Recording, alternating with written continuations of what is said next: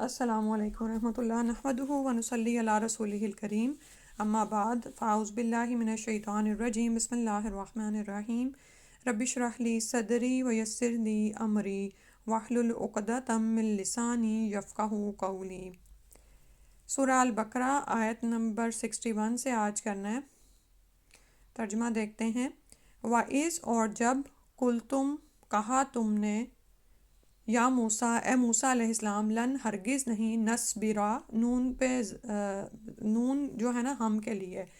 نہیں ہم صبر کریں گے،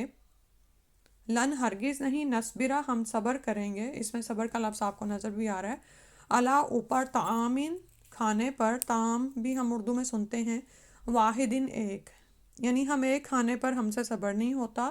تو فرمائش کی، فدعو پس دعا کرو، پکارو، لنا ہمارے لیے، ربا کا اپنے رب سے، یخرج کے وہ نکالے، لنا ہمارے لیے، من اور ما سے مل کر بنا ہے، مما اکٹھا پڑھا جاتا ہے، پھر من سے، ما جو، یعنی اس میں سے جو، تنبتو اگاتی ہے، نبات اردو میں آپ سنتے ہیں نا، یعنی وہ نباتات جو زمین، الارض زمین اگاتی ہے، ہم اس میں سے کھانا چاہتے ہیں۔ مثلاً مم بکلی ہا، یعنی سے سبزی اس کی، ہا کی ضمیر جو ہے وہ زمین کی طرف جا رہی ہے کہ اس کی سبزی، یعنی جو نباتات نکلیں زمین سے وہ ہم سبزی کھانا چاہتے ہیں۔ وَقِثَائِہَا اور ککڑی اس کی، یعنی کوئی بھی یہ جو ککڑی کی ساری اقسام اس میں کر لیں، سیلڈز وغیرہ، ٹھیک ہے۔ وَفُومِہَا اور اس کا لہسن، فوم آپ نے شاید اردو میں یا پنجابی میں تھوم سنا ہو، اس سے آپ یہ یاد رکھیے گا، ٹھیک ہے۔ بقل ہو گیا سبزی، قصہ جو ہے کسی بھی طرح کا سیلڈ ہو گیا، ککڑی ہوگی، یا ہر ملک میں اس کا وہ شیپ جو ہے نا ڈیفرنٹ ہو جاتی ہے، خربوزے ٹائپ کی یا اس ٹائپ کی نا۔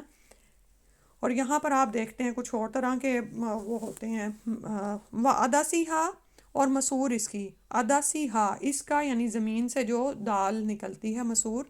اور عدس جو ہوتا ہے وہ لنٹن کے لیے آتا ہے، اس کی آپ دیکھیں شیپ بھی عدسے کی طرح ہوتی ہے، اردو میں عدسہ آپ جانتے ہی ہیں، جو چھوٹی چیز کو آپ کو بڑا کر کے دکھاتا ہے، ٹھیک ہے۔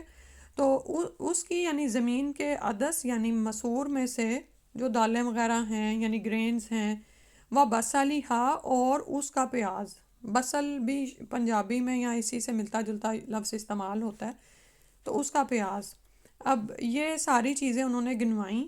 یعنی کیا تھا کہ ذرا ایک مزیدار ڈش ہم سمجھ سکتے ہیں، کیونکہ یہ بات تو بنی اسرائیل کی ہو رہی ہے لیکن مسلم امہ آج اسی طرف ہی جا رہی ہے۔ قولا فرمایا، یعنی یہ موسیٰ علیہ السلام کہہ رہے ہیں، کیا، کا لفظ ہے کوسچن ان سے کیا جا رہا ہے، تستبدلون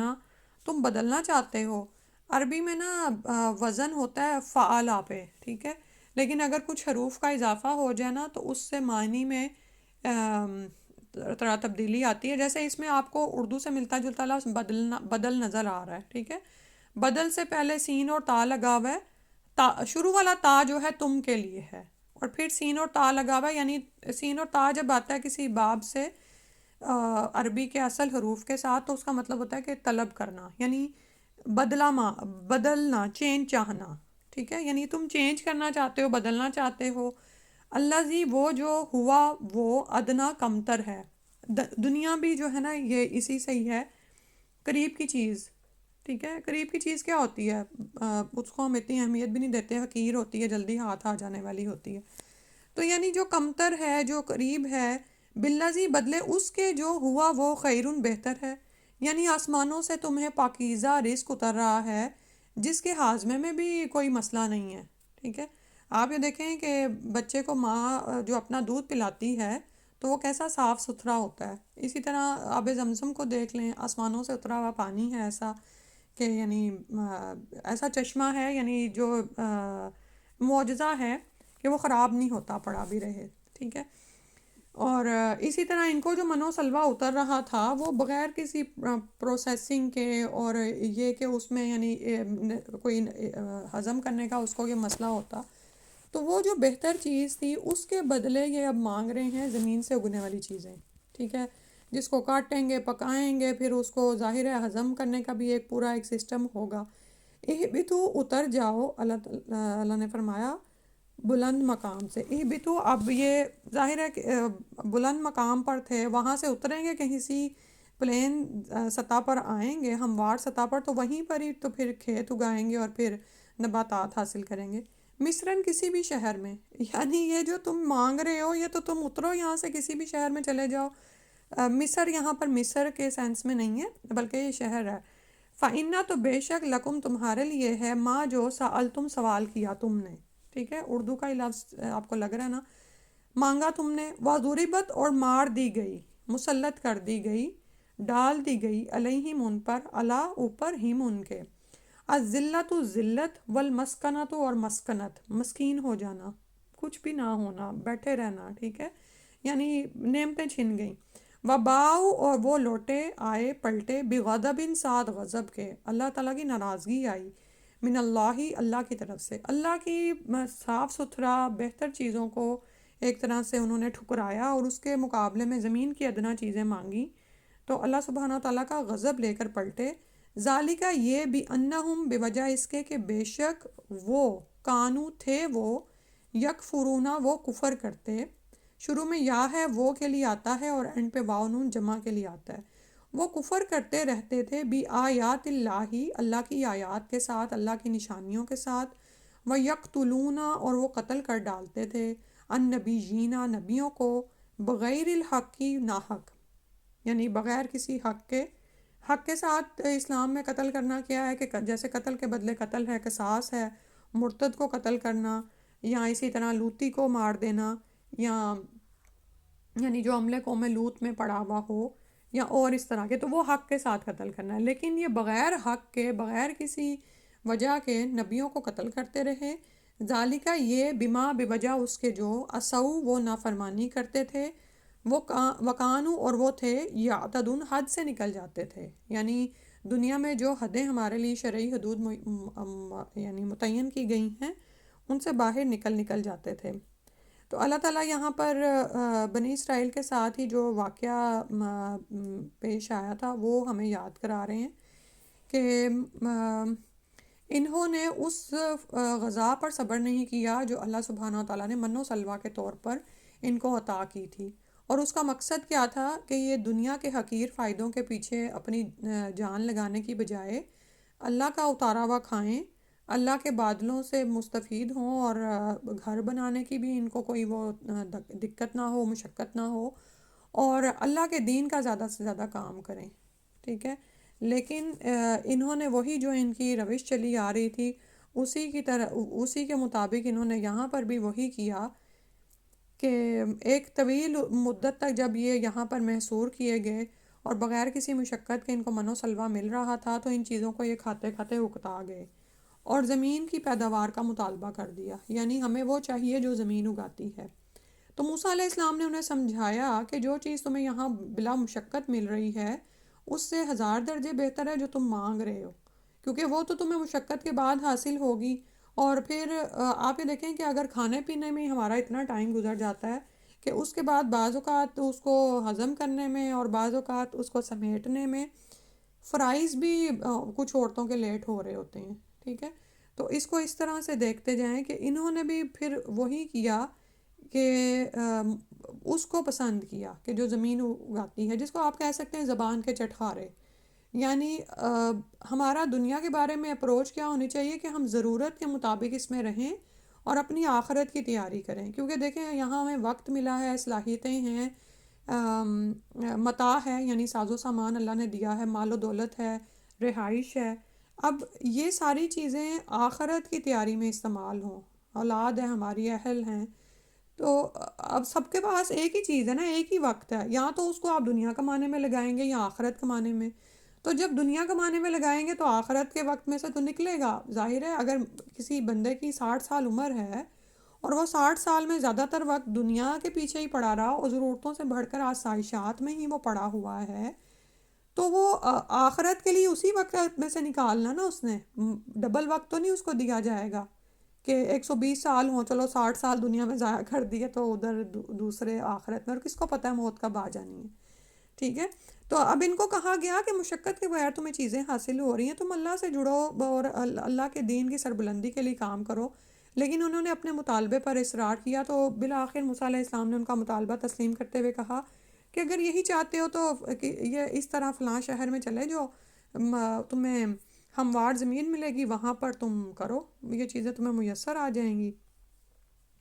اور پھر یہ کہ اللہ سبحانہ تعالیٰ نے ان کو جنگل کی آزاد فضا میں اتارا تھا، وہ اس لیے کہ بزدلی ان سے دور ہو، وہ فطرت سے جڑیں، اللہ سے تعلق بحال کریں، اور ان کے اندر جو فرعونیوں کے ساتھ رہ کر مشرکانہ عقائد ان کے اندر بیٹھ گئے تھے، ان کو ختم کرنا تھا، کیونکہ غلامی کیا کرتی ہے، انسان کی اپنی سوچ کو ختم کر دیتی ہے، وہ غور و فکر نہیں کرتا ہے، وہ جو پیٹرن وہ، کیونکہ فرعونی ان کو کھانے پینے کے چکر سے نہیں نکالتے تھے کہ وہ محنت مشقت کر رہے ہیں فرعونیوں کے لیے، اور پھر یہ کہ ظلم و ستم سہ رہے ہیں۔ دیکھیں اگر گھر کا بڑا بیٹا ہی قتل کر دیا جائے اور بری طرح سے، اور پھر ان مردوں کی غیرت کا جنازہ نکالنا کہ ان کی عورتوں کو قیدی بنا لینا، تو یہ، اور زندہ چھوڑ کے ظاہر ہے ان عورتوں کو قیدی ہی بناتے تھے، تو یہ سب چیزیں ان کے اندر کیا کر رہی تھیں کہ وہ انہی کے زیر اثر ویسا ہی سوچتے تھے، اسی لیے تو باہر نکلتے ہی انہوں نے پھر بچڑا بھی بنایا، اور موسیٰ علیہ السلام کو کہنے لگے کہ تم تو بھول گئے الہ کو، یا بچڑا الہ تو یہیں پر ہی تھا، ٹھیک ہے۔ تو اللہ سبحانہ تعالیٰ نے ان کو اس سے نکالنے کے لیے، ان کی ایک اپنی سوچ پیدا کرنے کے لیے، اور ان کو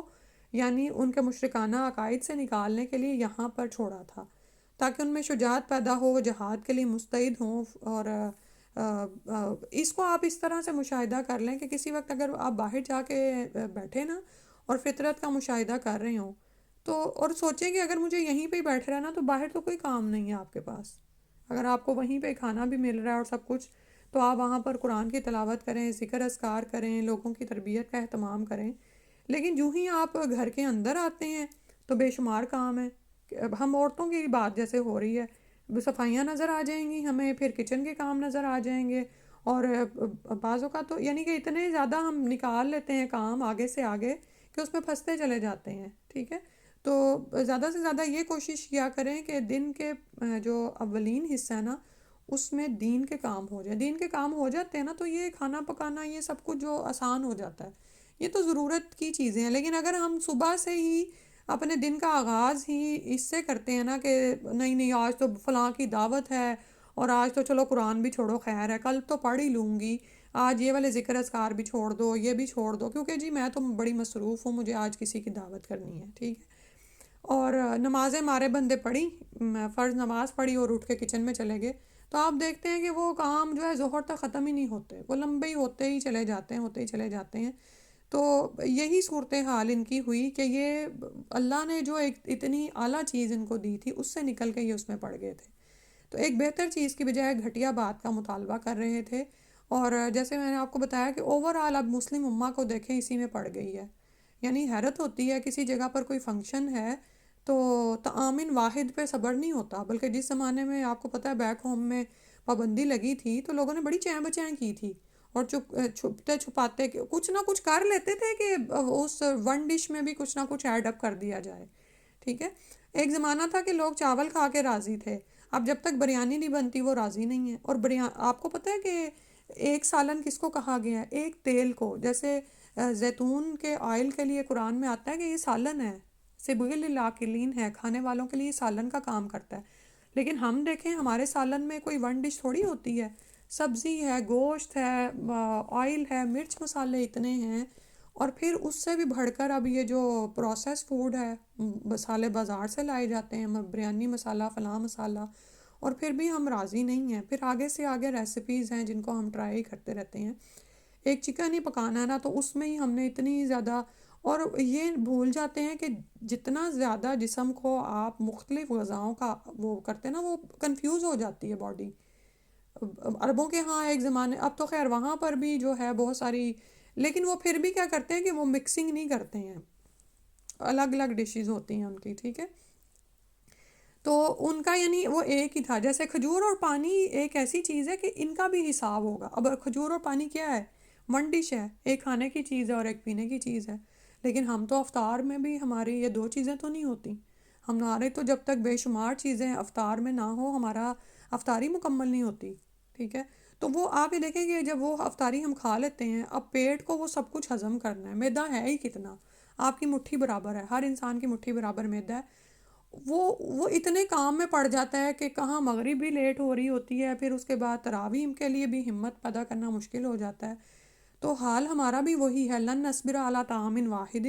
اور یہ اتنا زیادہ عام ہو چکا ہے کہ معاشرہ اس میں بری طرح سے ڈوب چکا ہے۔ کوئی فنکشن ہے، کوئی شادی ہے، لوگ اس بات پر فخر محسوس کرتے ہیں کہ میری فلاں شادی پر اتنی ڈشز تھی، اور کوئی مارا باندھا بیچارہ جو اللہ کے دین کے احکامات پر عمل کرنا چاہ رہا ہوتا ہے، اس کو لوگ اتنی باتیں سناتے ہیں، ٹھیک ہے۔ تو پھر اس سوسائٹی میں جب ہماری نسلیں باہر نکلتی ہیں تو ظاہر ہے وہ بھی اتنی دین پر ابھی مستحکم نہیں ہوتی، تو دیکھا دیکھی کتنے ہی لوگ اسی میں بہتے چلے جاتے ہیں، اب لوگ کیا کہیں گے، ہمیں بھی یہ کرنا پڑے گا، ٹھیک ہے۔ تو وہی بات ہے، تنبت الارض یخرج لنا مما تنبت الارض من بقلیہا و قثائیہا و فومیہا و عدسیہا و بصلیہا،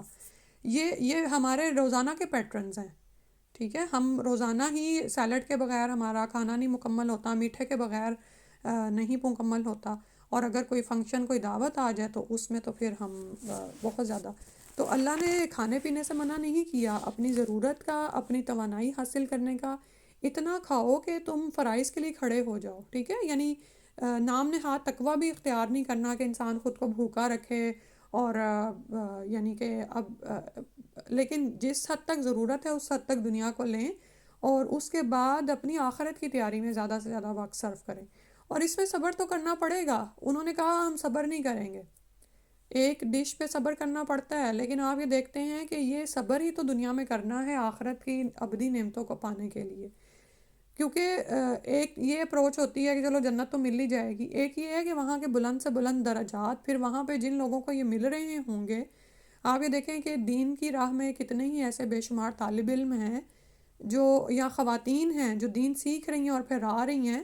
تو وہ ظاہر ہے یہ تو نہیں ہوتا کہ صبح ناشتہ کیا تو اب 10-11 بجے پھر کوئی چل ٹائم ہو رہا ہے، چائے چل رہی ہے، فلانا چل رہا ہے، یا دوپہر کے،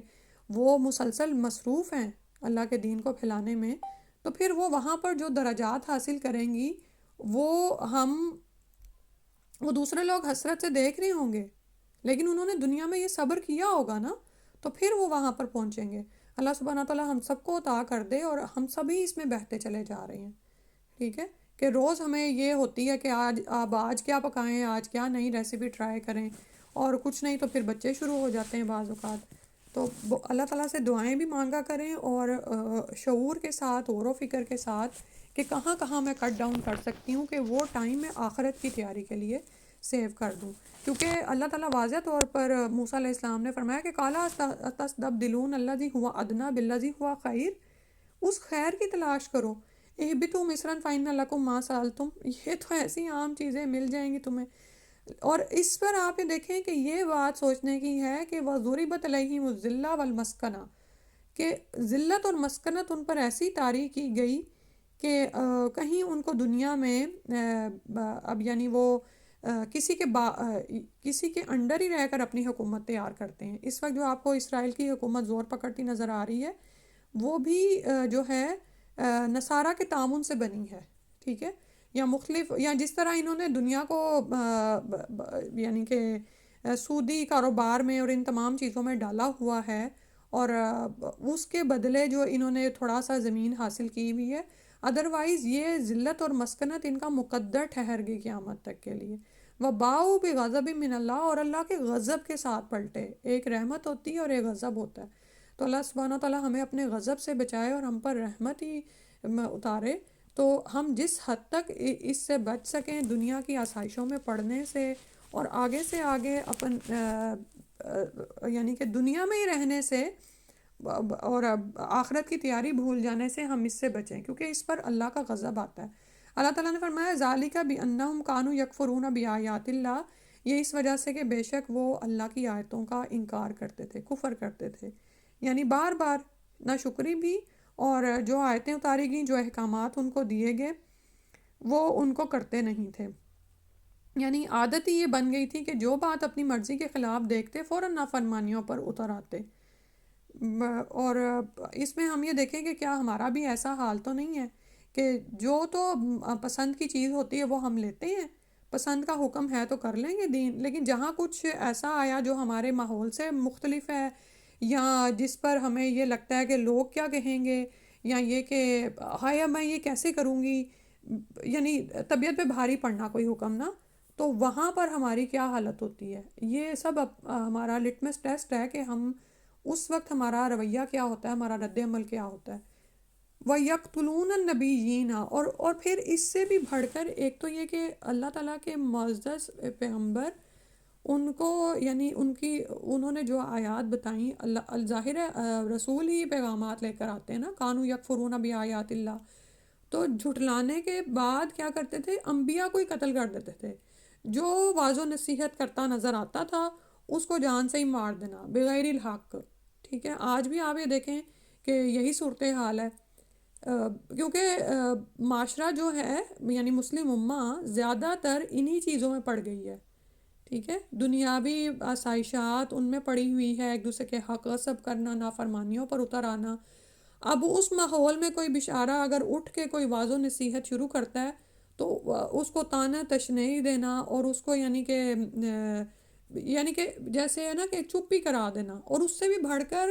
نعوذ باللہ علماء کے قتل۔ آپ یہ دیکھیں کہ مسلم امہ میں ہی کتنے ہی بے شمار قتل ہوئے ہیں نا، ایک ایک کر کے اٹھتی چلی جا رہے ہیں، اور پھر علماء سوء ہی بچ جائیں گے جو مال کے لیے فتوے دیں گے، اور بغیر دینی رہنمائی کے خود بھی گمراہ ہوں گے، لوگوں کو بھی گمراہ کریں گے۔ تو یہ بھی کیا کرتے تھے، جو انبیاء ان کی واعظ و نصیحت کے لیے اتارے گئے ان کو جان سے ہی مار ڈالتے تھے، اور انبیاء کا قتل ہوتا ہے۔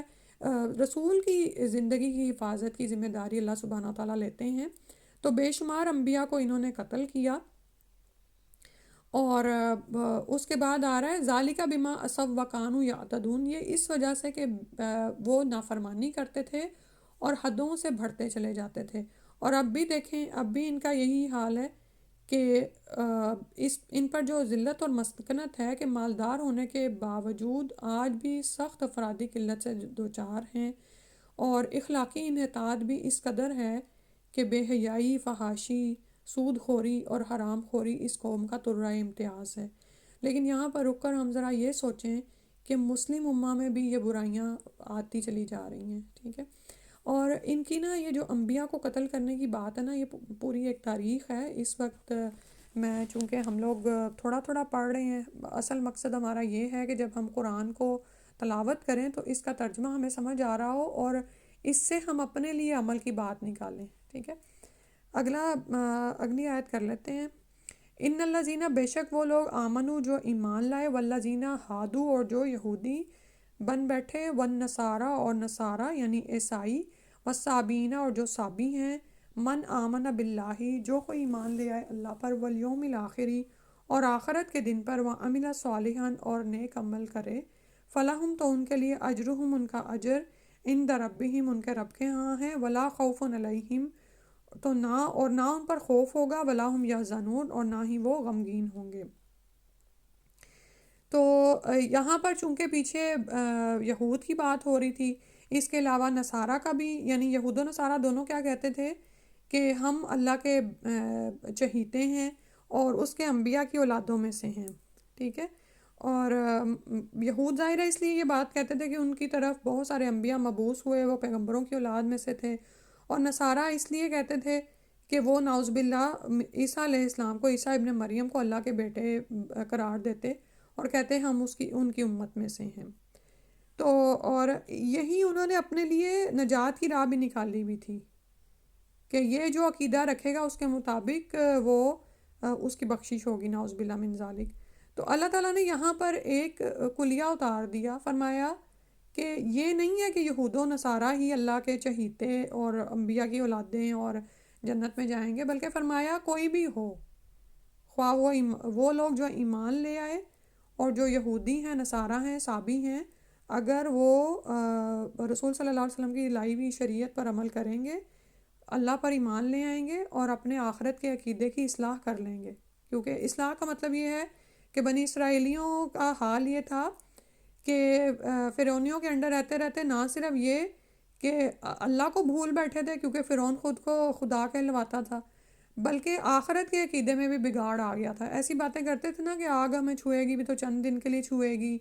یا یہ. اور اسی طرح مشرکین کے ہاں بھی کیا تھا، کچھ تو مانتے ہی نہیں تھے، کچھ کہتے بھی تھے تو ہاں اچھا اس دنیا میں اچھا ملا ہے تو اس میں بھی ہمیں مل جائے گا.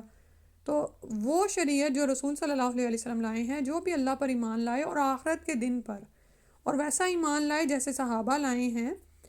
اور جواب دہی سے ڈرے، وعمل صالحا، اور نیک عمل کرے. اب بہت سے نیک اعمال تو مشرکین مکہ بھی کرتے ہیں، یہود و نصارہ بھی کرتے ہیں، لیکن وہ اس پہ نیک عمل کی چھاپ کیوں نہیں ہے؟ کیونکہ میں نے آپ کو شاید بتا دیا ہوا ہے کہ نیک عمل وہ ہوتا ہے جو اللہ کے لیے خالص ہو کر کیا جائے اور نبی صلی اللہ علیہ وسلم کی شریعت کے مطابق کیا جائے. ٹھیک ہے، وہ عمل نیک ہے. تو یہ تین کام جو کرے گا، تو وہ کوئی بھی ہو، چاہے وہ مسلمان آج ہی ہوا ہے، مشرک سے مسلمان ہوا ہے، ریورٹ مسلم ہے، کوئی بھی ہے، تو ان سب کا اجر ان کے رب کے ہاں محفوظ ہو گیا، نجات انہی کی ہوگی. اور پھر اس سے ہمارے لیے یہ سبق ملتا ہے کہ کوئی سید ہونا کام نہیں آئے گا ہمارے. یا اگر ہمارے ماں باپ بڑے نیکوکار تھے، اور وہ یعنی ہوتا ہے نا کچھ خاندانوں میں بچہ جو ہے، بچے جدھر بھی جا رہے ہیں، ماں باپ بہت ہی عبادت گزار ہیں، اور اگر بچوں کے ذہن میں یہ خیال ہے کہ مجھے ماں باپ کی عبادت بجا لے گی، تو ایسا کچھ نہیں ہوگا. یہ نسبی رشتے ہمارے کام نہیں آئیں گے جب تک کہ ہم اللہ اور آخرت کے دن پر ایمان نہ لائے ہوں اور اعمال صالح نبی صلی اللہ علیہ وسلم کی شریعت کے مطابق عمل کرتے ہوئے نہ کیے ہوں. تو یہ اجر ان کے لیے نہیں ہے پھر. ٹھیک ہے، تو انہی لوگوں کے لیے اجر ہے جو کہ شریعت محمدیہ کی پیروی کریں. ان کا اجر ان کے رب کے ہاں محفوظ ہے، اور ان پر نہ تو کوئی خوف ہوگا نہ غمگین ہوں گے. خوف کیا ہوتا ہے؟ کہ مستقبل کا خوف ہوتا ہے کہ پتہ نہیں کیا ہو جائے گا. تو جو اپنی زندگی کو آخرت سے ڈرتے ہوئے اور اللہ کے سامنے جواب دہی کے ڈر سے کے خیال سے گزار کے مومن جائے گا وہاں پر، تو اس کو یہ خوف نہیں ہوگا کہ میرا رزلٹ برا آئے گا، میرا نتیجہ برا آنا ہے. ٹھیک ہے، اور اسی طرح ولا ہم یحزنون، اور اسے کوئی حزن بھی نہیں ہوتا کہ دنیا میں مجھ سے کیا چھٹ گیا، کیا رہ گیا. مومن کیا کرتا ہے؟ کوئی بھی تکلیف، کوئی مسئلہ آئے تو وہ تو پڑھ دیتا ہے انا للہ و انا الیہ راجعون، کیونکہ اس کی تو نظر ہی آخرت پر لگی ہوئی ہے. کوئی نقصان ہو بھی جائے تو کیا ہوا، کسی کو زیادہ نعمتیں مل بھی گئیں تو کیا ہوا، میں نے تو اللہ کے ہاں جا کے پانی ہے نا. اگر دنیا کی وقتی عزت کسی کو دے بھی دی اللہ نے، یا یہ کہ مال و دولت کسی کے پاس زیادہ ہے، تو یہ کوئی حزن مومن کو نہیں ہوتا. کیوں؟ کیونکہ اس کی تو وہ تو ہے ہی آخرت اورینٹیڈ، وہ تو رب سے جڑا ہوا ہے. ٹھیک ہے، تو یہ چیز بھی ہم نے اپنے اندر چیک کرنی ہے انشاءاللہ کہ کیا ہم اس درجے پر ہیں. ٹھیک ہے، یہ مکمل طور پر نہیں حاصل ہو سکتا جب تک کہ انسان موت نہ آ جائے، یعنی اطمینان تو تبھی آئے گا جب موت آئے گی. لیکن ہم اس کو چیک کریں کہ ایسا تو نہیں ہے کہ ہمیں کوئی خوف ہے، کوئی حزن ہے، دنیا کا ہی ہم غم لگا ہوا ہے، یا یہ کہ ہم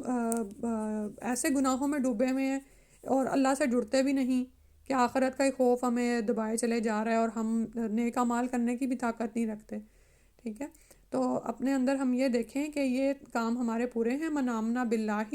والیوم الآخر وعمل صالحا، خاص طور پر اپنے عمل کو دیکھتے رہا کریں کہ یہ ریاکاری کے لیے نہ ہو، دکھانے کے لیے نہ ہو.